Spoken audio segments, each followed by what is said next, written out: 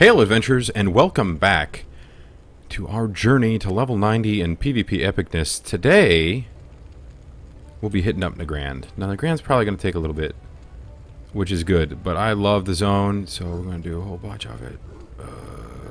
We're at least going to do all of the nesting worry and have good times talking about Burning Crusade lore and all the things that I probably will mess up. But right now, as you can see, I'm spinning around in a dance. It's a ribbon dance.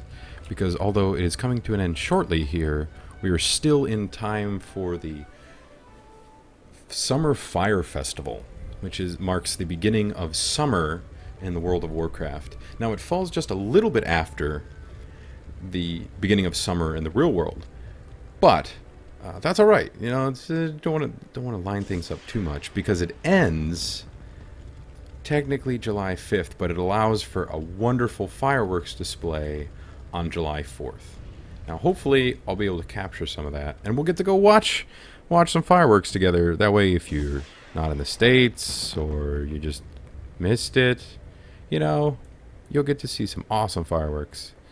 So currently, we're in this city, Shatrath. Yeah, there we go. We remembered it. We didn't have to even look.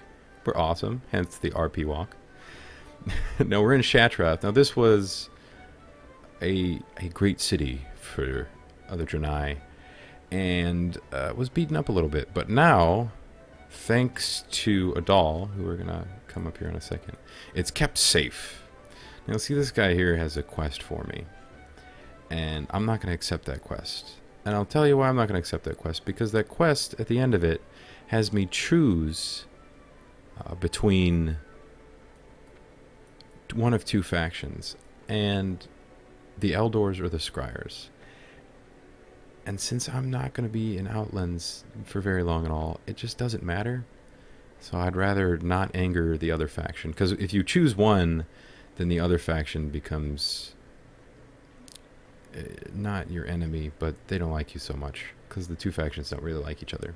One's Blood Elves, and one is Draenei. So, as an alliance, generally people would pick Eldor, just because it made more sense. The Eldor has some really cool. I wanted to say they gave you shoulder enchants, or they give you an enchant of some sort. One faction gave you one enchant, the other gave you a different enchant. So people did often have to switch during Burning Crusade. But anyway, this is Adal. Now, Adal is a being of pure light, or holy energy. He's one of the Naru, and probably the coolest one, because he's really nice.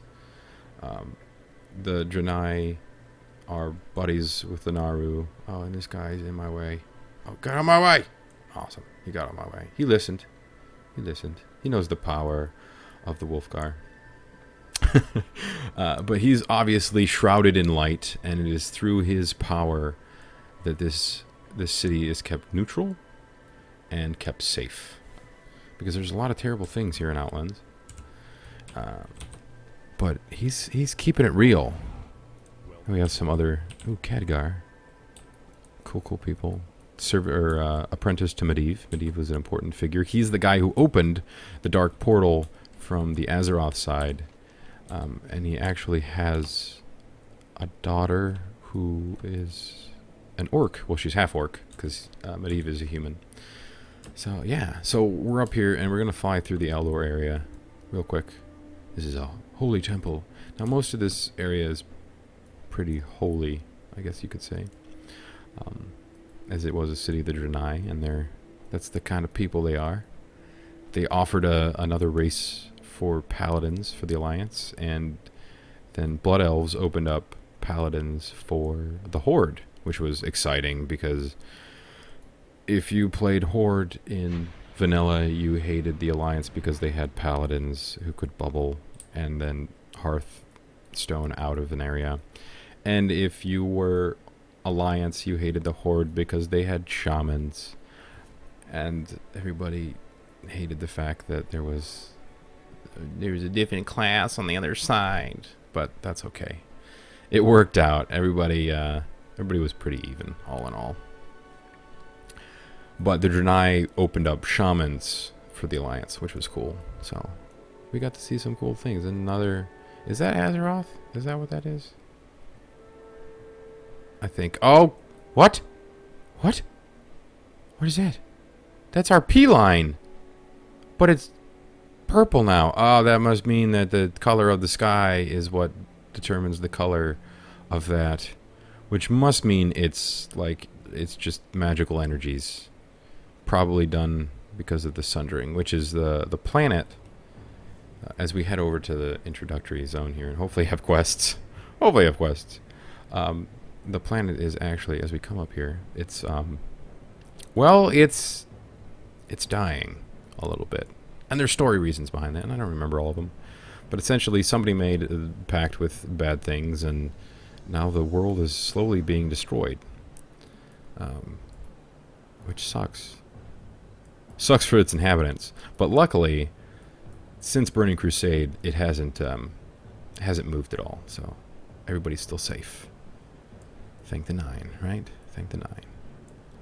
Alright, so here we got some cool mobs too, but we're going to actually do quests and stuff now.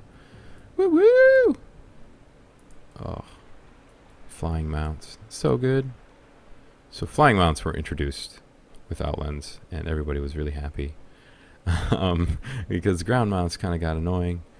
Because everybody wanted to fly onto the top of mountains and sit there and AFK.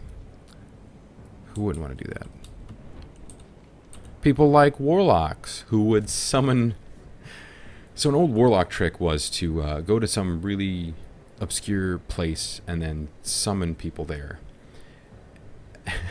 And either watch them fall to death, because the summon would actually happen if... Where I am is where the warlock was, then the summon would happen in front of them. So people would go up with a couple buddies, they'd get into a really obscure place, they'd summon in front of them, people would accept the summon and then fall to their death.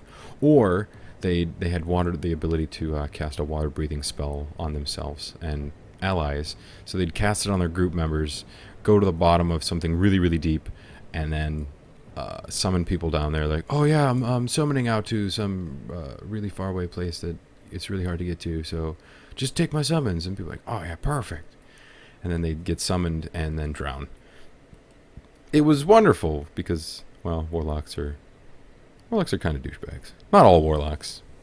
Warlocks are like everybody else, you know? They're just people who like summoning demons and using dark energies to slay their foes. And that's okay, because I use my axe to slay my foes. And everybody has to have their thing, you know? So, Talar. So there's a horde city up here. And I think it's called Thralmar? No. Fuck. Alright, so here we are in Talar, and we were flying into it, but there's a horde city just to the other side. And that's actually where we would meet. If you were horde, you would meet Garrosh Hellscream. Oh yeah. The current plight of the Azeroth. And this is where the whole terrible chain of events begins, where we have to go, oh Garrosh, you're so cool, everybody likes you. But nobody actually likes him. So I don't have any quests. That's not good. Oh, there we go. There's a quest. Always important to have quests. Quest. Yes. Perfect. Okay. So, Shotgun Jones there just gave us a quest to go talk to the Nessunwary. Go out and find us some supplies, he said. I was nearly killed about 15 times before I found this place. These Broken might not be the most hospitable bunch, but at least they're not trying to tear my skin from my bones. Anyway, I'm not going back. My days of hunting big game are over. If you end up heading northeast towards Zangarmarsh, where we just came from, and run into the Nessunwary Safari, let them know that Shotgun quit. Hey, maybe you can take my place. Good luck, stranger. Yeah, he's kind of he's a quitter. This guy right here, he's a quitter. He's just like, I give up. Ugh, there's people that want to kill me. Life is hard. Screw it. I'm just gonna give up. Yeah, he's a quitter. You don't want to be like Shotgun Jones. You want to be like Hemet Nessunwary, who's not a quitter, doesn't give up ever. So, woo. So, the other lady. Do my eyes deceive me? Do my eyes deceive me? Oh, is there an ogre hunting party over yonder? What could ogres be doing this far from their mound? I don't like this one bit, stranger. First merkbloods, and now ogres. We just don't have the manpower to handle all of these threats through our land. Could you investigate the ogre presence to the east for us? Their forward camp is about 200 paces east of here. You'll know you're at the right place if you see the Boulder Fist hunters. Kill them to find the plans. You know, we could just ask them. They may take better to, instead of me just charging up to them and punching them in the face with an axe, they might just give me plans and go, oh yeah, here you go. And the first one we killed gave us the plans.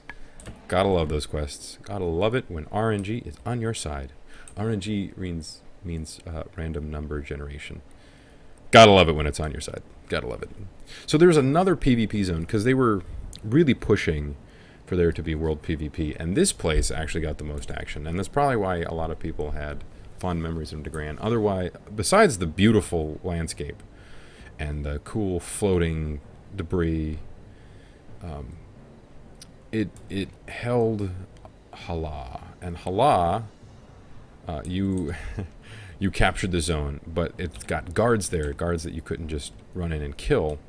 Well, you could if you were by like the end. I think you could just run in and kill them one at a time. But there are 4. Let's go look at that again.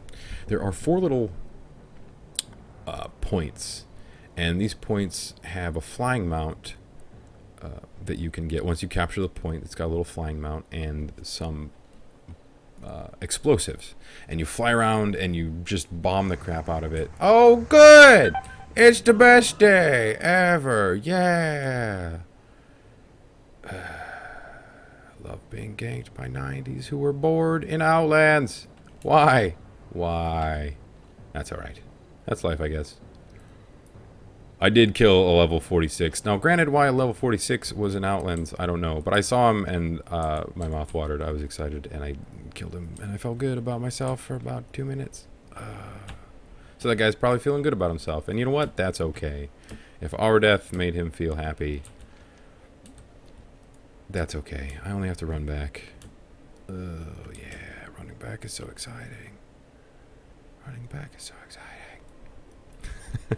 So, as I was saying, you'd capture the 4 points, and you'd bomb the crap until all the guards were gone. And then once all the guards were killed, you would go, and it was a domination. A lot of domination points. You'd stand around, and you might actually come across opponents, and you guys would duke it out. And then eventually, you would gain the point, and then you would get 15 guards. As soon as you gain the point, you get the guards right away. And then the opposing faction would have to do what you just did, which is capture the points, bomb the crap out of it, and try to take it. When you have it, you get a buff. Oh no! Oh, grass! Yay! We leveled up! Woo! We leveled up! Woo! Leveled up.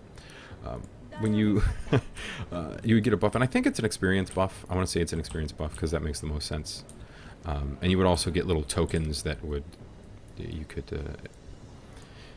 could transfer into items. So these guys don't like me, and that's probably why I don't have any quests here. Maybe, hopefully I'll gain reputation with them quickly, because I avoided stuff beforehand, so maybe I'll have to go back and do things. If I do, that sucks. But, we get to go interrogate a guy named Lump. And I wonder... No, that's Lunk. There's a guy... there's a Lunk in another quest line in Azeroth who doesn't like to kill things. He wants to be peaceful, and he's an ogre. And I admire that. That's good on him. So we're going to get him really close to death. Okay, and now he's going to talk to us. Why you mean to Lump? Lump hungry, that's all. I need answers, ogre. Okay, Lump tell you anything you want. Why are Boulder Fist out this far? You know that this is Kurenai territory. Boulder Fist hungry. Need food. One more ogre tribe kicked Boulder Fist out of mound to north. Many more Boulder Fist to feed now. And you think you can just eat anything you want? You're obviously trying to eat the broken of Talar. That's not true. Me just want to nibble. I don't eat all. Okay, maybe I eat a little one. Tastes so delicious. This means war, Lump. War, I say. Lump shrugs. You bring the war to Boulderfist, we put it in the stew. Yeah! Lump. Yeah, he was an interesting sort. Woo! So, that's pretty much what's going on. So there's strife among the local ogre tribes, and they're moving out of their normal zones because this place was peaceful. There were different factions here, but everybody just kind of kept to their own little area, own little ghettos. But now you've got ogres on the move, and you're trying to figure out what's going on. So that's what we're trying to figure out. What is going on here? Oh my! This is a small scouting and hunting party? You must tell Momor what you have discovered. Oh yeah! Oh yeah, they give me reputation. You must seek out Momor immediately. You will find him in the center of Talar, by the fountain. Tell him exactly what the ogre told you. Alright, let's go over. Oh my, what? What? I just turned around, there's a billion quests. I'm also 65, so that's good. Oh god, so Blizzard always likes their Easter eggs, and here's a beautiful one. Warden, Moi BFF Jill. What else could you want from life than Moi BFF Jill? Oh, the internet, how I love you. All right, well, we've got to go talk to Momor the Breaker here, and we'll do that next time. So thanks for watching, and I encourage you to come back and continue our journey through Nagrand as we just the tip of Nagrand here. And we've got a lot of fun things to come up. So thanks again for watching. Continue to be awesome. Have a wonderful day.